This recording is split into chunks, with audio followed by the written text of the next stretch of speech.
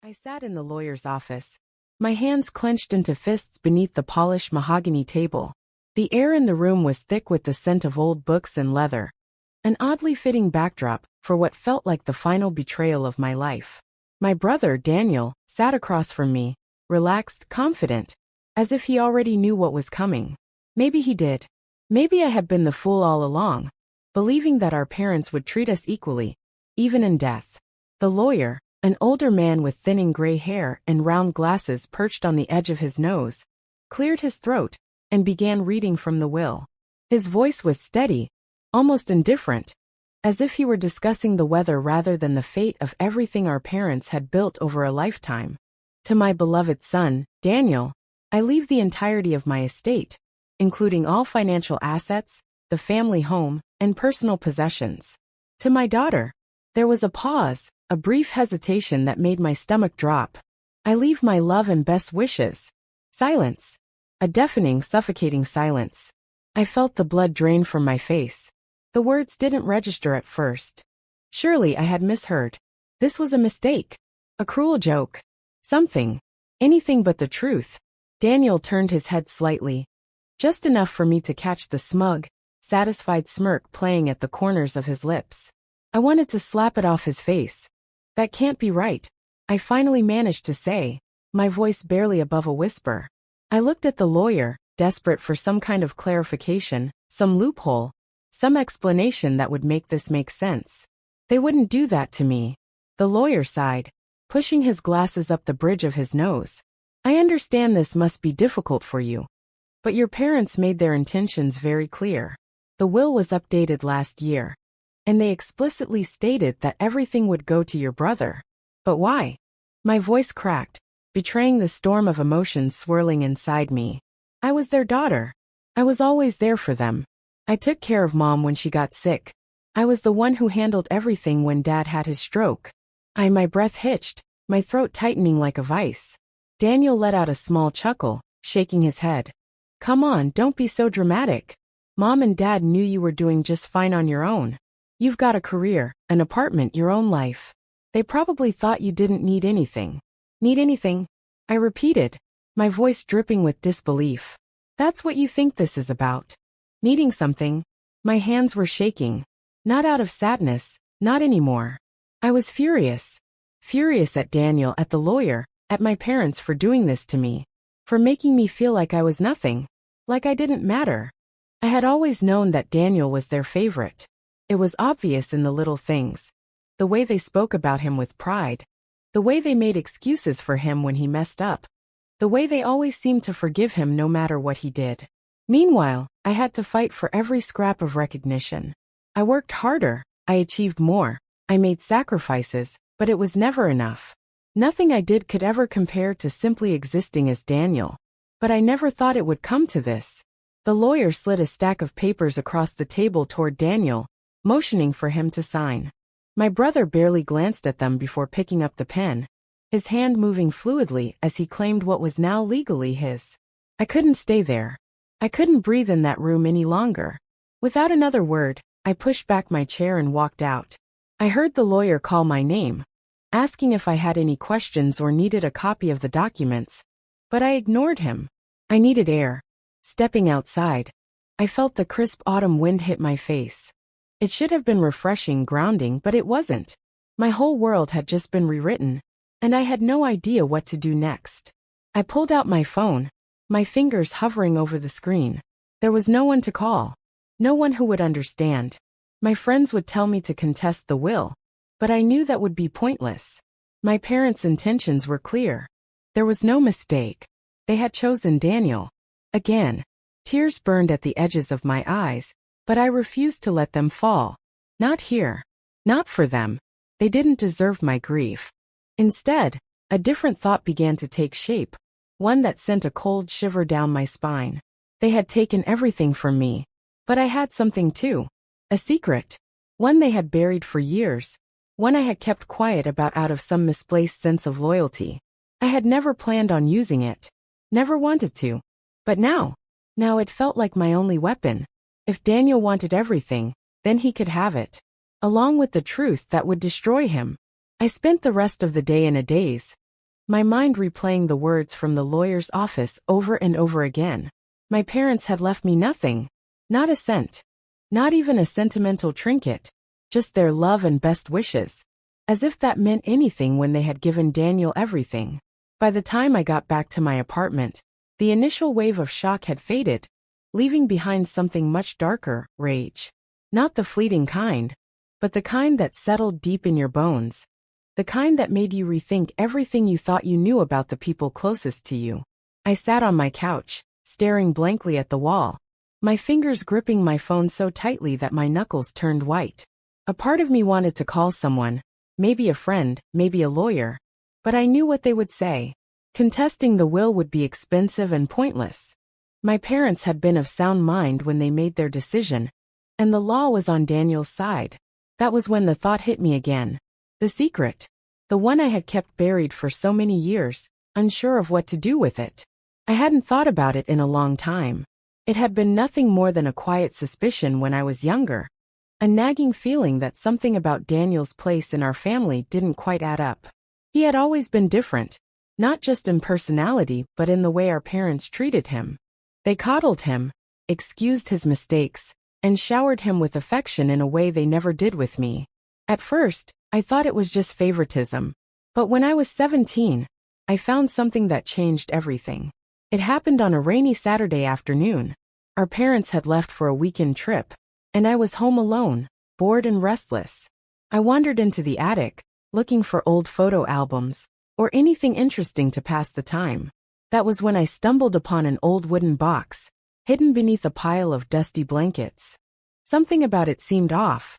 It was locked, but the latch was weak. One hard pull, and it snapped open. Inside, I found a stack of yellowed documents. At first, they looked like random legal papers, but as I sifted through them, my heart started to race. One of them was an adoption certificate. The name on it? Daniel. I remember sitting there for what felt like hours, my hands trembling as I read through the details. It was all there. His birth name, the names of his biological parents, the date my parents had legally adopted him. He wasn't their biological son. He never had been. I don't know how long I sat there, staring at the paper. I felt numb. It wasn't that I cared whether or not Daniel was biologically related to us. What shook me was the realization that my parents had never told him. He had no idea. 4 years I had carried that secret with me, unsure of what to do with it.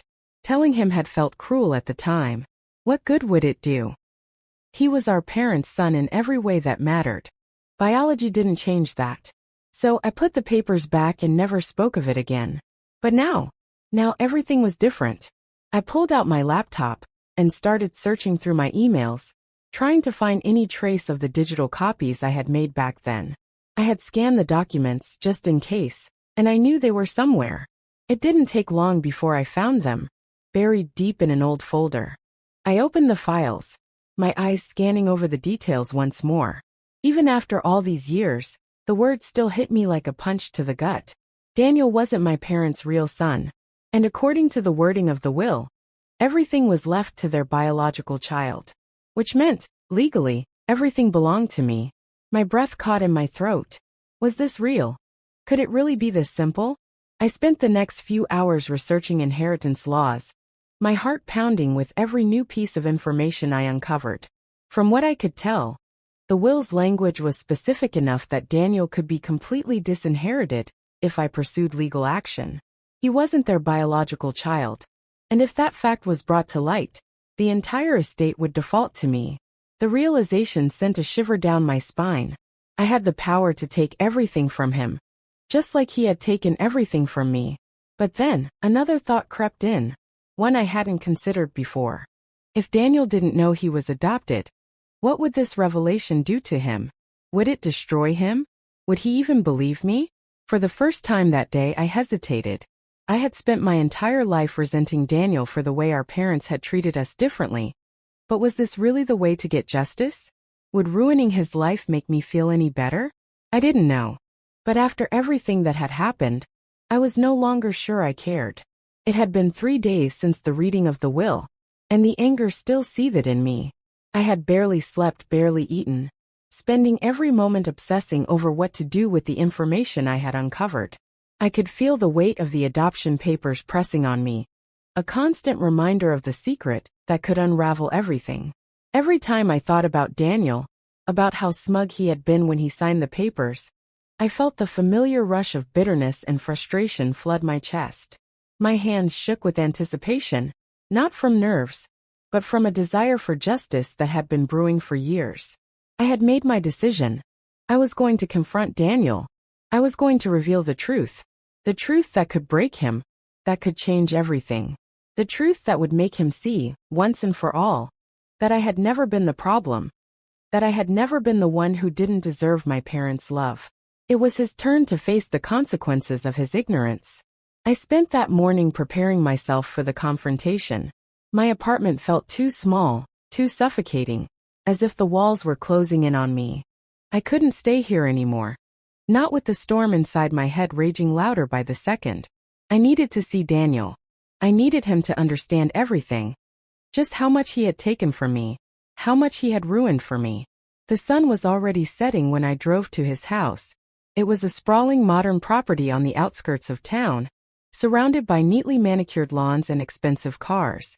Daniel had always liked the finer things, and somehow our parents had made sure he had access to everything he could possibly want. It was hard to think about the house as belonging to him. To me, it had always felt like their home, not his. He had simply inherited it just like everything else. I parked in front of the house, my hands gripping the steering wheel as I stared at the front door. For a moment, I wondered if I was making a mistake. Could I really do this? Could I destroy him like this? But the thought of how unfairly I had been treated, how I had been pushed aside for years, steeled my resolve. He needed to know the truth. He had no right to walk around in ignorance, thinking that he deserved this life, this inheritance, when he didn't even know who he truly was. I took a deep breath, gathered the adoption papers in my bag, and walked up to the front door. As I rang the doorbell, my heart pounded in my chest, the adrenaline coursing through my veins. I had no idea how this was going to go. Would Daniel lash out? Would he be in denial? I didn't know what his reaction would be, but I knew I couldn't back down. The door swung open and there he was. Daniel, with his easy smile and his perfectly styled hair, looking every bit the golden child he always had been. He was dressed in an expensive suit, his tie slightly loosened, clearly just coming from some work event. The sight of him made my blood boil, but I forced a smile, trying to keep my emotions in check. "Well, this is a surprise," Daniel said, his tone warm and welcoming, almost too welcoming. "I wasn't expecting you. What's up?" I stood there for a moment, struggling to find the words. Everything I had prepared in my head suddenly felt inadequate. But I knew what I had to do. I had to lay it out for him, no matter how uncomfortable it made me. "I need to talk to you," I said, my voice cold sharp. "Sure," he replied, stepping aside to let me in. "Come on in. Have a seat. You want something to drink?" I shook my head, my focus fixed entirely on him. "No, Daniel. I don't need anything. But you do." He raised an eyebrow, confused, but settled down on the couch, gesturing for me to sit next to him. I ignored the couch and stood in front of him, my arms crossed over my chest. The papers in my bag felt like a heavy weight, pressing against my side. "What's going on?" Daniel asked again, clearly not sensing the gravity of the situation. I took a deep breath and spoke, my words carefully measured. "You don't know this, but you weren't always part of this family." Daniel froze, his eyes narrowing. "What are you talking about?" "You weren't born into this family, Daniel," I continued, my voice steady but full of underlying anger. "You were adopted." There was a long pause as Daniel processed the words, his expression flickering from confusion to disbelief. For a moment I thought he was going to laugh, to dismiss it as some sort of joke. But he didn't. Instead, he stared at me, his brow furrowed. "What?" His voice was tight now, as if the words were hard to form. "That doesn't make any sense. What the hell are you talking about?" "I'm talking about the fact that you're not their biological son. You were adopted," I said, pulling the adoption papers from my bag and slamming them down on the coffee table in front of him. "Here. This is the proof. You were adopted when you were just a baby. They didn't tell you, did they? They never told you the truth." Daniel's face went pale, and for the first time, I saw a flicker of something in his eyes. A mix of confusion, fear, and perhaps even anger. He picked up the papers hesitantly, his hands shaking slightly as he scanned them. This isn't real," he muttered under his breath, as if he could will the truth away. No way. This can't be true." "I'm sorry, Daniel, but it is," I said, my tone sharp. "They never told you, did they? You've been living a lie all these years." He put the papers down, staring at them, then looked up at me, his face pale. You're saying I'm not their son?" His voice was barely a whisper now, as if he was afraid that admitting the truth aloud would somehow make it even more real. "Not biologically, no," I replied. "But they raised you. They loved you. That doesn't change." "But what does change is this." I gestured toward the adoption papers.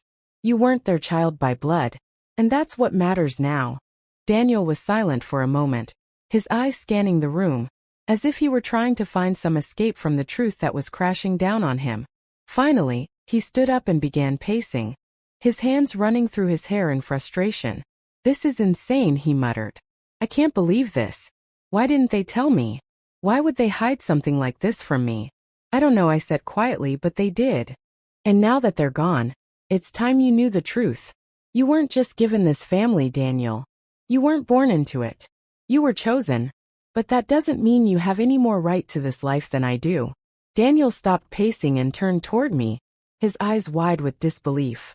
"You're telling me that because I'm adopted, I don't deserve anything they left me? That everything I have is some kind of lie?" "Not exactly," I replied, my voice thick with emotion. "But the will was clear. It says everything goes to their biological child. That's me, Daniel. Everything they left behind, the house, the money, the investments, it's all mine. By law, I'm their legal heir." For a long moment, Daniel didn't say anything. He just stared at me, his mouth slightly open, as if he were struggling to comprehend what I had just told him. Finally he spoke, his voice low and bitter. "You're telling me that you want to take everything from me? Because I'm not their biological son?" "I'm not trying to take anything from you," I said, my voice softer now. "But you need to understand something. I was pushed aside for years. I never got the things I deserved because they always gave them to you. And now that they're gone, I'm supposed to just walk away from what's mine?" Daniel sank back onto the couch, his hands covering his face as he let out a shaky breath. The reality of what I had just revealed seemed to hit him like a punch to the gut. He had no idea how to process it. Neither did I. But I knew that things between us would never be the same again. The truth was out, and with it came the realization that everything he thought he knew about himself, about our family, was wrong. And in that moment, as I watched him crumble under the weight of the truth, I realized that there was no turning back now. The silence in Daniel's house was suffocating, heavy with the weight of the words that had just been spoken. For the first time in my life, I felt a strange sense of power, but it was quickly replaced by an overwhelming sense of dread. I had thought that exposing the truth would bring relief, a sense of justice for all the years of neglect and unfairness. But now that I had said it aloud, I wasn't sure what I was hoping for anymore. Daniel was still sitting on the couch, his hands pressed against his face, fingers rubbing his eyes like he could somehow erase the shock, the disbelief, the anger that had been stirred up in him. He didn't speak, didn't even look up. His body language was stiff, like he was trying to disconnect from the reality that had just shattered his world. I stood there watching him, unsure whether I should say something more, whether I should comfort him, or whether I should just leave and never look back. But in that moment, I realized that nothing I said could undo the damage. The truth was out, and I had no way of knowing how far the consequences would reach. I had no idea if he would ever forgive me, or if I even wanted him to. I exhaled slowly, feeling a knot of guilt twist in my stomach. I had come here to make him understand. I had come here to expose the secret that I had kept for so long, to bring him down from the pedestal he had been on for so many years. But now that I had done it, it felt hollow. The anger that had driven me here seemed meaningless. Nothing about the situation was clean, not in the way I had imagined it. "Daniel," I finally said, my voice shaky. "I didn't mean for it to be like this." He didn't respond. "I know it's a lot to take in," I continued, taking a few cautious steps toward him. "But you need to understand that I'm not doing this because I want to hurt you. I I just needed you to know the truth. Daniel looked up then, his eyes filled with a mix of pain and rage. The truth? He repeated, his voice cracking. The truth is that my entire life has been a lie. That's what you're telling me. That everything I've worked for, everything I've had, everything I've believed about my family, it's all just fake. I swallowed hard, the words feeling heavy in my throat. No, Daniel. That's not what I'm saying. I'm saying that you were loved. You were always loved by Mom and Dad, and they chose you. But they also chose to keep this from you. And now it's my turn to speak up. It's my turn to be seen. He shook his head violently, standing up abruptly. I don't know what you want from me, he muttered, pacing the room in frustration. Do you want me to apologize for being adopted? For being part of this family? Is that it? Is that why you're doing this? Because you think I don't deserve what I've been given? I could hear the desperation in his voice now, and it was clear that his anger was just a shield. I don't want you to apologize, Daniel. But you need to understand that I've never had the same opportunities as you. I've never been treated the same. You've always been their favorite. Always. And it's not just about the will. It's about everything. I spent my whole life trying to prove that I was worthy of their love. But it was never enough. Daniel stopped pacing, looking at me with wide eyes, as though he had only just begun to process the depth of my words. He was breathing heavily, his jaw clenched. For a moment, I thought he might explode. But instead, he collapsed back onto the couch, his shoulders sagging. I didn't know, he whispered, more to himself than to me. I had no idea. I didn't even think about it. I thought I was just like them. I thought I was their real son. But I wasn't. He trailed off, the words hanging in the air between us. For the first time, I saw a crack in the walls he had built around himself. He wasn't the perfect son anymore. He was just a man, broken and confused, forced to face the uncomfortable truth about himself and his life. I felt a flicker of sympathy, but it was quickly smothered by the darker emotions I had carried with me for so long. Do you get it now, Daniel? I asked quietly, my voice thick with emotion. Do you understand why I did this? I wasn't just doing it to hurt you. I was doing it because I've lived in your shadow for so long. I've watched you take everything I wanted, without even knowing that you didn't deserve it either. You've always had it all. He looked up at me, eyes filled with regret, but the anger was still there, barely contained. I didn't ask for any of this, he said, his voice low. I didn't ask for their love, and I didn't ask for their fortune. But I didn't know it was a game. I didn't know there was some kind of rivalry going on behind my back. I didn't want a rivalry, I said, almost pleading. I just wanted to be seen. I wanted to be loved. And I thought that if I could make you understand, if I could expose everything, maybe you'd finally realize that I'm just as worthy of everything as you are. The room fell silent again. The air between us was thick with unspoken words. Daniel sat there, his face pale, as though he were fighting with himself over what to say next. Finally he spoke again, his voice quieter this time. What now? He asked, his eyes searching mine. What happens now? I didn't have an answer. I had no idea what would happen next. The only thing I knew for certain was that our family, the one I had once known, was forever broken. Even if the will were contested, even if I won, it wouldn't change the fact that we could never go back to the way things were. I don't know, I said honestly, but I think it's time for both of us to face the consequences of everything we've been through. And I think we both need to stop pretending that everything was fine, because it wasn't. Daniel was silent for a long time, just staring at the floor. I could see the wheels turning in his head, trying to process everything. He had to reconcile the fact that his whole life was built on a foundation of lies. But that was his burden, not mine. Finally, after what felt like an eternity, Daniel stood up and walked to the window. He looked out at the darkening sky, the city lights casting a soft glow on his face. When he turned to look at me again, his expression was different. Softer, less defensive. I don't know how to fix this, he said quietly. But I don't want to fight anymore. Not with you. Not with anyone. I don't know what I'm supposed to do with this information. But I don't want to lose you. The words hit me like a punch to the stomach. For the first time since I had walked into this house, I felt the weight of what we had both lost. There was no easy way out of this, no clean resolution. But somehow, in that moment, I realized that maybe the greatest victory wasn't in the inheritance. It wasn't in making him suffer, or taking everything he had.